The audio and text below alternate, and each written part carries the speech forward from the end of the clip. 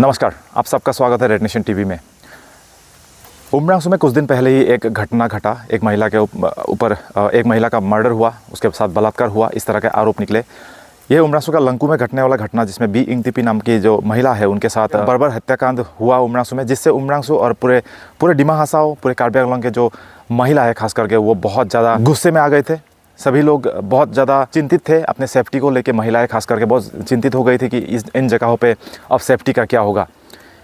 उस घटना को अभी घटे कुछ दिन ही हुआ था, इसी बीच और एक नई घटना ने उमरांसू में सनसनी पैदा कर दिया है। हम आपको बताना चाहते हैं, उमरांसू की एक लड़की है, उमरांसू बीच बाज़ार में उनका घर है। महज 13 साल की वो लड़की है जो स्कूल पढ़ती है और वो उस दिन ट्यूशन से घर वापस हो रही थी।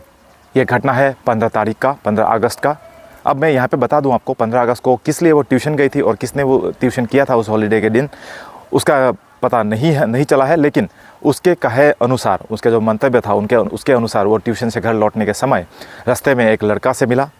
उस लड़के से उसका कुछ बहस हुआ। उस लड़के ने तुरंत फ़ोन करके अपने दोस्त को बुलाया, जिसके साथ एक गाड़ी भी थी। उस गाड़ी में लड़की को ज़ोर ज़बरदस्ती करके डाला गया और उसको किसी रिजॉर्ट में लेकर जाया गया, जिसमें उसके साथ मारपीट किया गया और उसके बाद उसके साथ बलात्कार किया गया। ये आरोप है इस लड़की का। आइए कुछ भाष्य सुन लेते हैं इस लड़की का। ट्यूशन से आ रहे थे 6 बजे, तो मेरा दोस्त वहाँ से ऐसे में स्कूल का ऐसे चला गया था। तो फिर स्कूटी से वो पीछे से आया और आके हमको ठोकने वाला था, तो हम साइड हो गया। होने के बाद क्या नाम है उसका? दिलवर। तो होने के बाद फिर हमको मुँह टिपा डायरेक्टली वो ना टिपने के बाद मेरा हाथ बांधने के बाद उसको किसी को कॉल किया, गाड़ी को कॉल करके बुलाया। बुलाने का बाद फिर हमको गाड़ी में डाला और रिजॉर्ट लेके गया। रिजॉर्ट लेके जाके भी बहुत टाइम पीटा, दाउली उली दिखाया था। दिखाने के बाद फिर हम वो वन में हमको मार रहे भी था, वन में मेरा गोला भी टिप दिया था। तो फिर हमसे बोला किसी को नहीं बोलेगा तो हमको छोड़ो, तो फिर नहीं छोड़ता है। फिर हमको किया काम करने का बाद खराब काम कर रहा था। उसके बाद हम उसका मुंह में लात मारा, तो वो मेरे पैर में बहुत जोर से मार दिया था। मारने के बाद पैर भी बांध दिया वो। और फिर उसका ख़त्म होने के बाद हमको वो दावली दिखा के बोले था कि अगर तुम ये बात किसी को फैलाया तो तुमको अकेला में मारेगा बोले था। ये बात उसके बाद हमको अकेला छोड़ दिया। बाद में पैसा वो ही दिया था ऑटो वाला, इसलिए हम डर के मम्मी को कुछ नहीं बोले था, वो हमको मारेगा बोल के। हम उस दिन को बदन दर्द हो रहा था बोल के हम मेरे दोस्त को बोल दिया। दोस्त को बोलने के बाद दोस्त आज में मम्मी को बोल दिया। बाद में फिर हमको भी बोलना पड़ा। अच्छा, ये घटना कितना तारीख का था? वो जन्माष्टमी का एक दिन आ गया। अच्छा, कौन कौन था उसमें? उसमें उसका दोस्त था। उसका दोस्त मुझे बांध के रखा था और मुंह दबा के रखा था और वो गलत काम किया था। कितना जन टोटल आदमी था वहाँ पे? 2 जन। और क्या याद है आपको? और उसके बाद हमको काम उन सब करने के बाद हमको पैसा दिया। बन में पैसा दे के बोले था अगर दावली ले रहा था, बन में बोले था किसी को छुपाता अगर पता चला ना तो फिर तुमको मार डालेगा, इतना याद रख। तो हमसे बोला उसका पेड़ छुआ, छूने के बाद बोला छोड़ो किसी को नहीं बोलेगा हम, सच में। तो उसके बाद आप बहुत इतना दिन से आप बोला नहीं किसी को भी? नहीं बोला, वो हमको मारेगा बोले। आपको डर लग रहा था? आपका उम्र कितना है? 13। तो यहाँ पे आपने सुना, लड़की ने खुले तौर पे ये बताया कि किसी लड़के ने उसको यहाँ से पकड़ के, यानी उसको मुंह में कपड़े डाल के मारते हुए, पीटते हुए, घसीटते हुए उसको लेकर गए थे एक रिजॉर्ट में, और उसके बाद उसके साथ ये दुष्कर्म किया गया। दिलबर नाम का लड़का है जो उमरांसू में कुछ काम के सिलसिले में उमरांसू में रहता है। वो यहाँ उमरांसू के नहीं है, वो बाहर से आकर यहाँ पे काम करने के लिए आए हैं। जैसे कि बिना इंगतिपी का घटना में भी LNT के जो कर्मचारी थे उसने उस घटना को घटाया था, इसी तरह से इस घटना को भी घटाने में बाहर के किसी बाहरी आदमी का हाथ था, जिसका नाम था दिलबर। दिलबर के साथ कोई लड़का था जिसका दोस्त था, उसका नाम अभी तक लड़की ने हमें नहीं बताया है, हम भी आपको नहीं बता सकते हैं। तो 2 लड़के ने मिलकर इस घटना को अंजाम दिया था और ये घटना 15 तारीख का है। इसके बाद लड़की को इस तरह से डराया और धमकाया गया कि लड़की ने आज मतलब ये बीते कल तक इस बात की जिक्र किसी से नहीं किया। लेकिन लड़की का कोई दोस्त है, उसके साथ उसने इस बात की साझा किया कि उसका बदन दर्द है, 16 अगस्त 17 अगस्त को।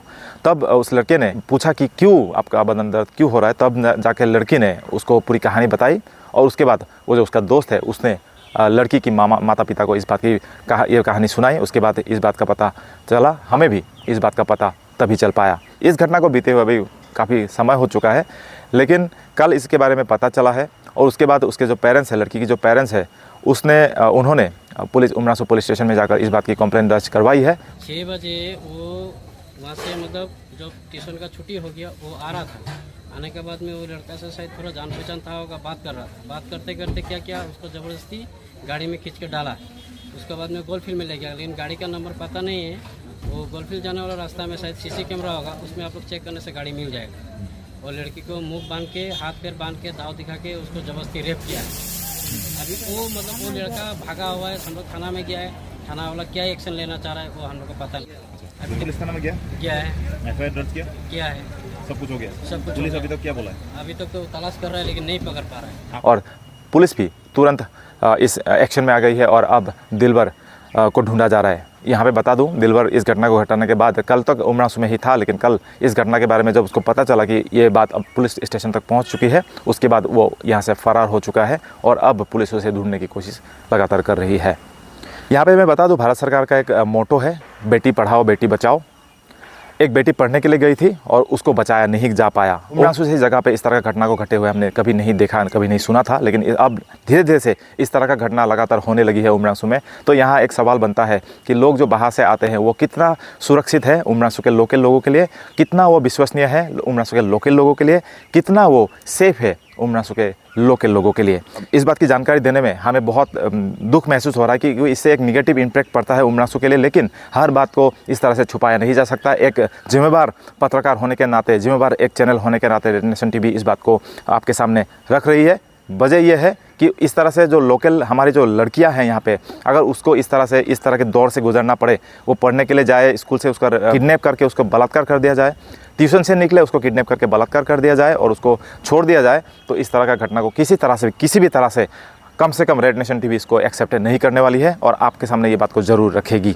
हमने इस बात की जानकारी पुलिस स्टेशन में दी, हमने जानकारी जुटाने की कोशिश भी की, पुलिस की तरफ से क्या कार्रवाई अब तक की गई है। तो पुलिस ने हमें बताया कि लगातार उसको ढूंढने की कोशिश की जा रही है और अभी भी, अब जब हम ये प्रतिवेदन बना रहे थे, अभी भी पुलिस उसको ढूंढने की कोशिश कर रही है। लेकिन बहुत सा जगहों पर उसको ढूंढने के बाद भी उसका कोई भी सूत्र अभी तक मिला नहीं है। दिलवर जो है वो अभी फरार है। यहाँ पे और एक बात सामने आती है कि जब BNTP का जो घटना घटा उस टाइम में बहुत लोगों ने इस बात की प्रोटेस्ट की और लोगों का ये शंका था, महिलाओं का खास करके ये शंका दिल में था कि अब हमारा सेफ्टी का कौन जिम्मेवारी लेगा। ये बहुत बड़ा सवाल था महिलाओं की तरफ से, जिसमें बहुत सारे उमरासू के जो सेल्फ हेल्प ग्रुप के महिलाएं थी, हर तबके हर प्रांत के महिलाओं ने उस बात का विरोध किया, आवाज़ उठाया और BNTP का साथ में जो बर्बर घटना घटी उसका इंसाफ की मांग की थी। लेकिन इस बार ये एक छोटी सी लड़की है जिसका इंसाफ के लिए कोई मांग अभी तक उठा नहीं है।